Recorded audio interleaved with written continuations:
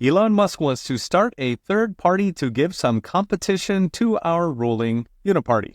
Prediction market Kalshi is putting 41% odds it'll actually happen, so is it a good idea?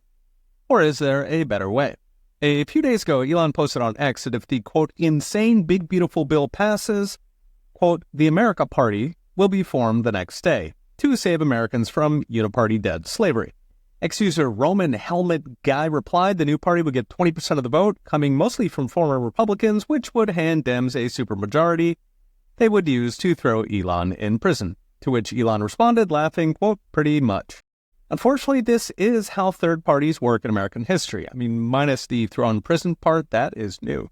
The last time a third-party candidate had a serious presidential run was 1992, when Ross Perot won 19% of the vote, which mostly came from George Bush. This was enough to flip 22 states to Bill Clinton, handing him the White House.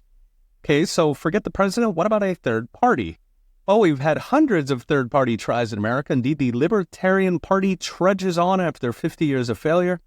Of those hundreds, 7 have gotten more than 10% of the vote. And they did the same thing, drain votes from whichever party they're closest to, handing power to the guys their own voters hate the most. There's one single third-party success dating to 1800, but even that was not a real third party. The Democratic Republicans split in half. So what has worked many times in American history is party takeovers, as in ideologues invade the party, channeling money, resources, and messaging to topple one ideology inside the party and replace it with something new. This worked in the 1820s, 1850s, 1890s, 1930s, 1960s. It worked in the 1990s when Democrats traded FDR's Working Man Coalition for Wall Street and Corporate Pride Month. It worked in the 2010s when the Tea Party took just 8 years to move the party from John McCain and Mitt Romney to, by 2016, a boss battle between the Tea Party Ted Cruz and the Tea Party Donald Trump. So the key is 3 important facts. First, parties are lightly defended on the inside. They have thick walls between the parties, but it's wide open on the inside. In particular, it's wide open for money. Second key fact, politicians don't actually believe in anything. Now, people say this in lament, but it also means they won't fight you. They will follow the money like dogs. Third, important key fact, every party is a permanent civil war between its voters and its special interests or donors, meaning that at any given moment, politicians are doing lots of things their own voters hate. This gives you the opening. There is always widespread discontent within the party. So what's next? Brought to you by I Trust Capital.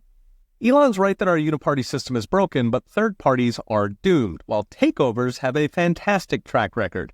They take time, it's trench warfare primary by primary, but they do work.